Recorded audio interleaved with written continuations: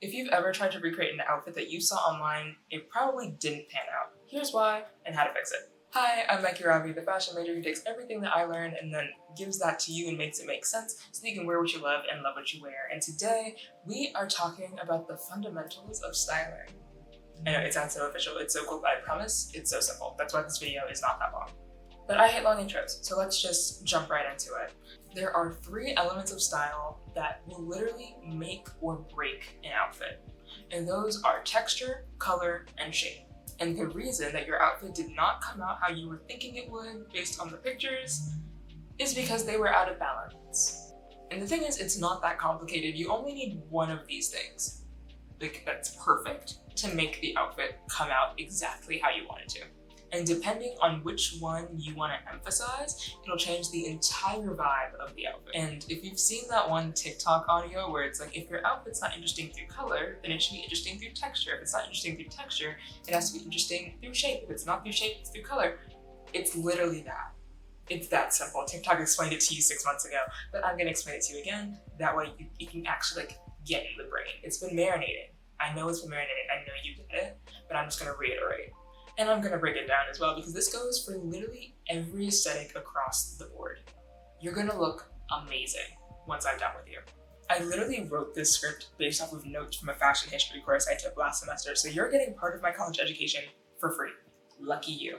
Let's start with texture. Texture is in reference to the surface of the fabric or skin that you're wearing. Textiles in general. Like, this is a cotton tee with like a little bit of polyester in it. It's smooth. Same thing for these pants, it's also smooth. But this denim is rough. There's contrast there, having this denim next to this cotton tee. Both are made of cotton, but they are woven differently, which creates the difference in texture. The thing is, if you could see my entire outfit, this is a cotton tee, these are cotton sweats. It's a very basic, clean, but not very visually interesting outfit from texture. That's what the jacket's for. And the jacket is good because it creates contrast. So if you would like to emphasize texture, I personally recommend you push it far. Like something smooth, something with fur. Like if you're gonna do texture for your contrast, it has to be drastic. And this doesn't just have to be through like fabric specifically. You could also do this with accessories, for example, glasses or like a crap ton of necklaces or belts or like your boots and things. Like these are ways to draw the eye specifically based on feeling. Physical feeling, not like emotional feeling. We'll get to that. And we're getting to it now because now we're talking about color. And a quick note before we move on, patterns are visual texture. So if you're not like super duper comfortable or it doesn't match the occasion to wear like a huge fur coat or like something like very clearly different in physical texture, just opt for visual texture. Like it's the same effect, just done differently. Now let's talk about the use of color. There are so many different directions you can go with this, and this is gonna be like the bulk of the video, so notepad, pen, take notes, or just rewind when I'm done. Let's go. First is hue versus shade. A hue is what we traditionally think of as a color, like red, blue, green. Those are hues, those are colors, right? A shade is the lightness or darkness of a hue. So like red is one hue, pink is a lighter hue of red. Light blue is a lighter hue than like a royal blue, and like a cyan's in the middle, okay? Next, we have monochrome, duochrome, and multichrome. Monochrome, as I mentioned, is when you are wearing the same color throughout your outfit. Duochrome means 2, so like 2 different colors. And then there's multicolor. Multicolor is literally whatever colors you want. And then within that, there's also color blocking, which is picking like a handful of colors and like certain aspects of your outfit pieces are that color. Like if y'all saw Janelle Monáe's Met Gala outfit, I'll put a picture. That's a great example of color blocking. Now, I talked about feeling with texture, like physical feeling. This is emotional feeling. Colors can evoke different emotions. So depending on what vibe you want to go for with your outfit, you have to think about color because like it's a psychological effect. It matters. Yeah, like everyone can just throw on black and go outside and look perfectly fine. But if you have a goal with your outfit, and personally, if I'm going like somewhere that's more important, like an event, that is a very important thing to make note of while you're getting dressed, is the way you want to come off and how you want to present yourself to people and how you want people to perceive you. So here are some examples. Blue is a color of trust, red is that of passion, black is more mysterious, purple is associated with royalty, yellow is like super bright and bubbly and energetic, green is more associated with nature. What else? Am I missing something? I did even more than what's on my list. Look at that, you're getting so much value from this. Hit subscribe. Like literally, there are so many. The list goes on and on. You can Google like color and emotion theory, and you will find an entire list of things. And along with color, in this sense, there is talk of like a seasonal color analysis.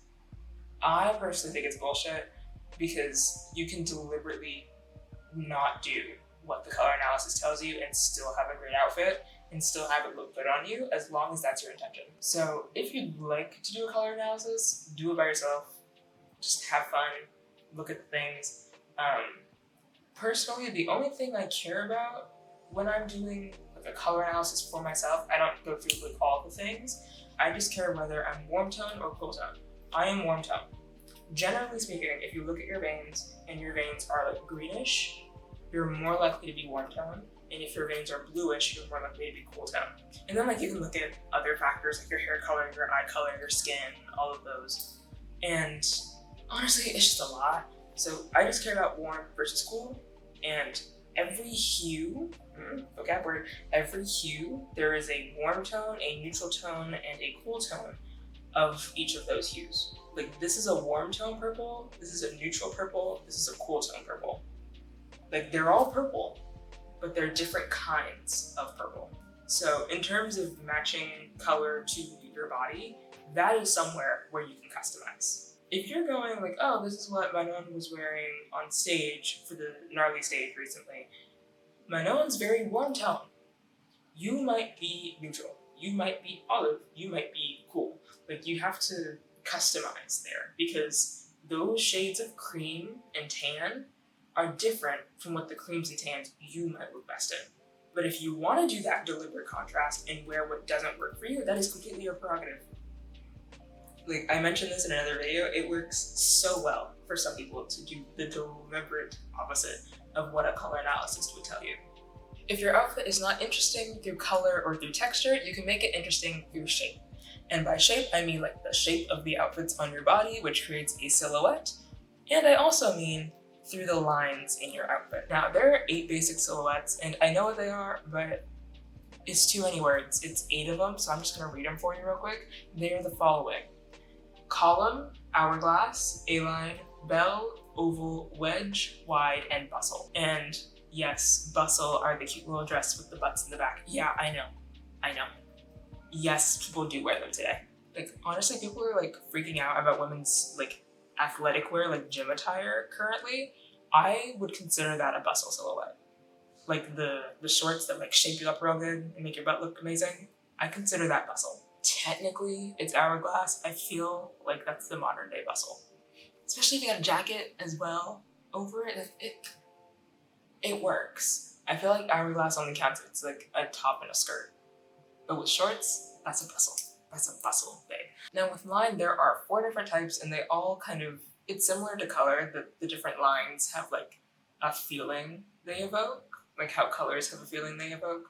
So let's get into them real quick. First is vertical, which tends to lean towards strength, which is why men's fashion tends to be so straight up and down, because they want to look strong. And like, same, but come on.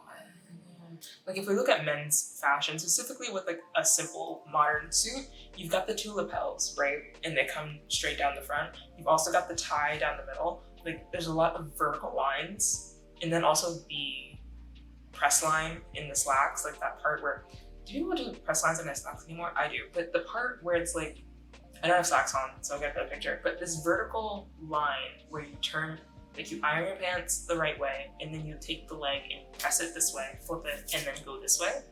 So there's that straight line in the middle of your leg. That counts as a vertical line in fashion. Next is horizontal, which tends to lean towards rest. And we see this a lot with like boho chic. Like it's a lot of like, you have like your standard waistband, right? And then you've also got a bunch of stuff going down, like a tiered skirt that leans toward rest. You've got horizontal stripes that leans toward rest. I just made a video and just posted it today when I'm filming this.